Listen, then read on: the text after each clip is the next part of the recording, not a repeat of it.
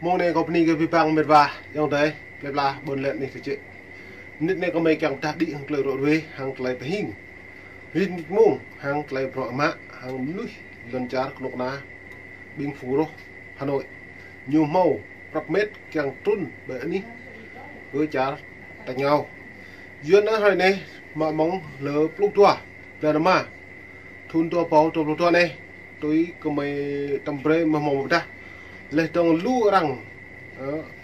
bua là có biết bằng cục rợ nhiều ngã do bố máu lại tấm đựng tấm đơn hàng lại phen làm được do nó mệt vả nên mong này biểu mại nhà tầm pre nó có càng đi rúp của pu ở bên hấp đi xong nó có mong mộ chính tầm pre là bà ta nó năm lúc tua mông đây là lúc xa mông bình lại cha mà đã trội chặt được nhau nhau đã khăn kru bởi anh ấy bố sáng prong lên trong bởi anh ấy trên hát đang chất nếu trong sài gòn nhớ đã ebo lên trên tua màu tua video complete ít lăng tim pro bình chặt coro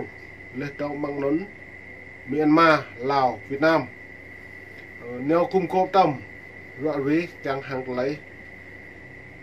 lúc na chính quyền Hà Nội lên nhập lý hàng lập hiện càng dự hàng lấy cái cao lập hiện ấm nuôi bởi phố con nương mở rộng phố trả cổ rong duyên này cái nào đấy càng phước mở rộng tấm nhiều phước cái phố đào minh chính có lời rõ về vất cơ nữa hàng tổng thống Mỹ Hoa Kỳ nhớ Joe Biden hàng rõ về hàng tôm để tụ chung lên trong lại phép hàng lấy mở rộng nào hàng lấy cái cao lập hiện giờ nó ta lệ biệt và các lại này hiếm bạn là lại cái cao lập hiện nó về ý mức nó có rắc lệ hoặc là doan vi bằng cái có rắc là doan nó còn là chung lệ cả nãy buồn sang đã bù để thấu nhiên cái lệ của hàng lấy cái cao này giờ nó như lệ này tổng thống Hoa Kỳ Joe Biden đón thủ tướng Việt Nam Phạm Bình Minh tại Nhà Trắng ngày 12 tháng 5 như này bạn là anh ấy position lê tông khi tiếp thủ tướng Việt Nam Phạm Bình Minh Phạm Minh Chính vào tối ngày 12 tháng 5 tại Nhà Trắng. Tổng thống Hoa Kỳ Joe Biden bày tỏ tình cảm đặc biệt ông dành cho đất nước và con người Việt Nam. Quý bạn ở rằng nó hàng ta thâu nhiều thâu của nó Việt Nam hàng lấy số là hiện xong biết bằng hiếm bạn nhiều hi là bữa đại nhân này mà nhiều họ hi là một nách để cần bỏ một lê trong nhìn nó tụ chung lê trong hàng lấy loại về hàng lấy ôn tu cái mở rộng hàng lấy đi bia vui hàng lấy hiện cái nằm nuôi vì bằng hàng lấy ta bàn nuôi là Việt Nam do đó này đó như lệ dịp này hai nhà lãnh đạo bày tỏ sự đồng tình về việc tôn trọng độc lập và chủ quyền của các quốc gia. Ý thâu lấy nhu không máu lấy tôi khứt hàng tỏ lấy lộ cụ mà có tỏ lấy phiền có làm chả cái luôn sắp mang luôn từ đây như càng đang tuy loay rất là phiền lê trống nhiều ngã hai cháu nhiều mọt lấy tuy như bữa tuy càng đọc khi bóng nhiều mạ chủ quyền của Nhật nhưng cả rằng tôi chung cái điều tôi này buổi nay cho rằng Mỹ hay này lại nhiều máu hil đấy mong có đâu như lại môi lọ cũ còn lại phiền ý cái buổi đó nhiều món lệ khi ngã cái nhân quyền này kia bắt lại cái nào buồn sang kia như lệ mà nhiều món lệ nhố rằng hép rằng càng tới nhủ tự thảo của mình mà lên thằng trọng cất như cả một ngã mang trang mang xã hội hay này lại lu rằng bò vi phạm trọng người lớn lớn như vậy đó cho nên cụ đừng thủ tướng chính như vậy gặp tổng thống Joe Biden trong khuôn khổ hội nghị thượng đỉnh Hoa Kỳ ASEAN diễn ra tại thủ đô Washington từ ngày 12 đến ngày 13 tháng 5 chính tua ray như bướp chính hai tầm prey hàng ray này hai tầm prey lại chính rồi bá rồi này lấy chính rồi đó mà chính tua rồi này nhập lỡ lúc lâu hàng lỡ lúc ba lỡ lúc lâu hàng lỡ lúc tua mà lỡ lúc tua lỡ lúc lâu dưa nó nhiều bướp nó cất như trong sài dưa nó là ra này nhiều bướp bẹ đi nhiều trắng lê bấy hàng phố pro ông Joe Biden biết ông luôn dành nhiều tình cảm cho Việt Nam và con người Việt Nam, và trong thời gian là thượng nghị sĩ Hoa Kỳ, ông và người đồng nghiệp cố vấn như lệ người đồng nghiệp cố vấn hàng trở lấy đã cơ bạc hàng trở lấy vợ vì yang có đi bia hàng trở lấy xìm lé mạ mò nấn mò hàng trở lấy kết cờ là phản động núi như lệ nên như thế này đã vận động để tăng cường mối quan hệ của Hoa Kỳ với Việt Nam. Nên ta lệ pro đây hạ bù đá mong hào đi hàng đầu vận động càng rất chú của nó Việt Nam từ những thóc lịch để phiền do này lại nhiều màu cơ hội đầu mình chính đặt hậu mà tum vật như nào cái chặt được nhau đầu mình chính là vật này nhiều mong như dạng rõ vật này như là tổng thống Joe Biden cả đảng Dân Chủ lệ tướng như lệ đấy nhưng phải như lệ ở bí báng như lệ truyền thông Việt Nam danh lời ông Joe Biden nói Thủ tướng Phạm Minh Chính đánh giá quan hệ Việt Nam Hoa Kỳ là một mối quan hệ đặc biệt.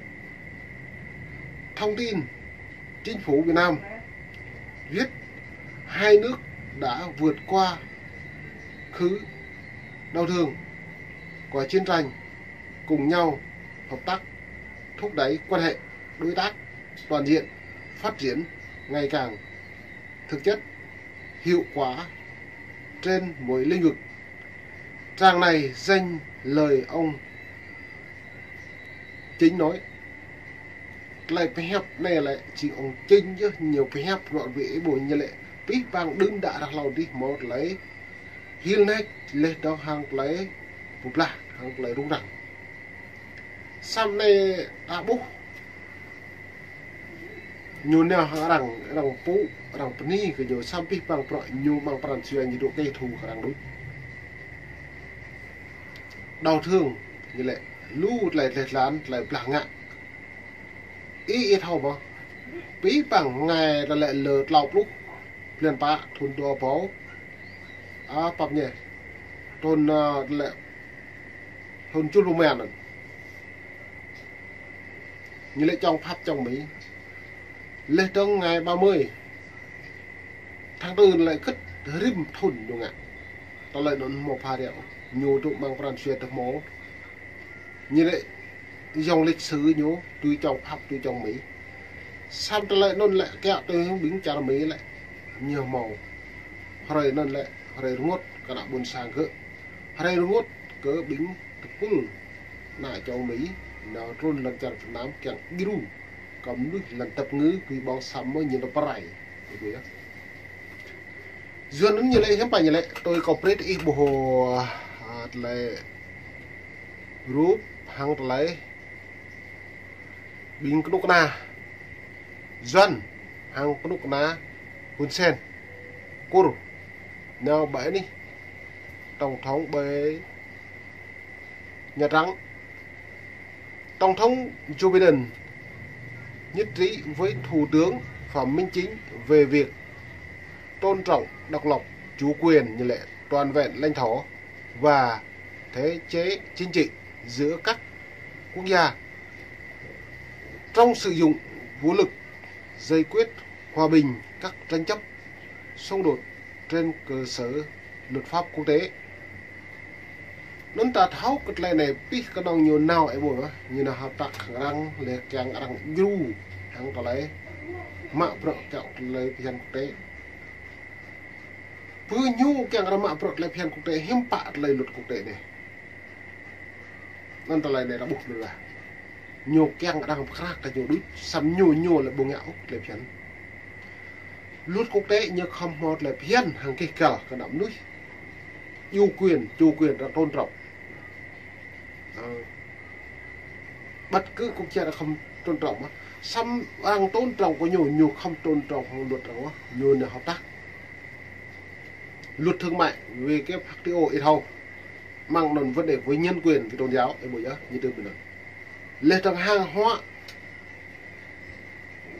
lên nền nhược không thực hiện các bộ luật dân chủ mang này là luật cái nhiều mà thông tin tự do bảo trị mà lưu hay này nhiều đồ căn tới công việc là thế giới chị nhu bị hẹp nền xăm lưu thông tin bảo trị nào là cái nhập phủ quá lên đóng hàng ta bia rạ bọc có phun phố giả phật ta cứ tiếp biết bằng cái những cái bùi hầm lão lên đó thao này như thế ông chính chuyên lời mời thăm Việt Nam từ Tổng Bí thư Nguyễn Phú Trọng và Chủ tịch nước Nguyễn Xuân Phúc. Ông Biden nói rằng sẽ thu xếp thăm Việt Nam vào thời gian phù hợp. Ebola. Nhô lệ biết bằng bình nhô nó là càng yêu bố khóa cha Mỹ. Đó chú Biden càng trun nếu chọn mưa cha nhố nếu lăng như lệ nó như lệ. Sắm ta lên này chú Biden như lệ bơi rồi mò mùa cao rồi lắp. Đây chưa có gì nào mà. Nún ta lại này rằng tướm có hội tí nhiều bí bằng rằng bộ bệ bù như mà ngạc hà này bằng diễn đàn hà này lại rằng ta lại sót tí nhiều bí bằng rồi như con lợi dụng của mình đấy lợi dụng quốc tế lợi dụng cớ lấy cuộc giả vọng các năm đồng cuộc gặp ngắn giữa Joe Biden với ông chính diễn ra khi người đứng đầu Nhà Trắng tổ chức chiều đại các lãnh đạo ASEAN, trong đó Việt Nam là một thành viên. Giữa ta bị bằng rằng giáp nhiều cái thành viên có một những thành viên ASEAN kết lại rằng keng như thấu mở pro lên như thấu pli luôn lâu như không ra cái như bù lần cha cái như bù sẵn động cái nó lê tông lâm lỡ lúc tùa lần mà ông Joe Biden như lẽ bố này này Joe Biden lời hứa chỉ 150 triệu đô la cho cơ sở hạ tầng an ninh phục hồi đại dịch và các nỗ lực khác nhằm chống lại ảnh hưởng của đối thủ Trung Quốc trong khu vực. Giờ ra đây bố hiếm bạc lần này nhiều lệ vi bằng như thao dịch là việc một cuộc lệ lệ đó nhiều lại quan cương như lệ Joe Biden là hiếm bạc Joe Biden như lệ có chỉ du bạc ấy như lệ buổi nhiều học con tao nhá ra cả du bạc nhiều lắm xa triệu mà tu đô la càng đi được nộp nặng Việt Nam càng mọi lại là bạn công an tước nó lại như là việc một Trung Quốc vừa nhua hơn Trung Quốc có nhiều thọt lại nên mua này nhiều mạ bạc từ đây mạ hựa bạc này là nhiều mạ bạc này là Trung Quốc không tầm ngại cái du lệ trong lần lạ lệ trong cái nằm vô Trung Quốc bây giờ mua nó nhiều luồng lại đạn này chứ nó từ lại đây có mấy càng liệu thì ta nhất kéo tới mình lệ trong đang như là ngắt lên lần lại như tụ cứ đại như lùi có Mỹ như cả Trung Quốc đang như tụ sẽ trong lần lại như là ngắt nên những bạn có hội Mỹ Joe Biden như ép next lên trong càng group rắc là như đi như học đặc biệt như tụ nó bong đứt vừa nên mệt vả tạo bộ hồ bí bằng tại tôi đoạt thì lắng hàng lấy thư và hình này lại vừa tạo bộ hàng lấy cây cà hàng bí bằng của như này nhưng mình như rằng pre group rắc là nhiều lại làm satu mèo lúc triệu đô la này lại nhưng mình group đại như này mang luôn cái như là an ninh phục hồi đại dịch bây giờ và các nỗ lực khác nhằm chống lại ảnh hưởng của đối thủ như Trung Quốc trong khu vực do một Trung Quốc ảnh hưởng một Trung Quốc. Biden. Chính quyền của ông Biden hy vọng những nỗ lực tài trợ này sẽ cho các nước thấy rằng Washington vẫn tiếp Việt Nam vào Quốc hội, trong đó khu vực Ấn Độ, Thái Bình Dương, và thách thức lâu dài của Trung Quốc là đối thủ cạnh tranh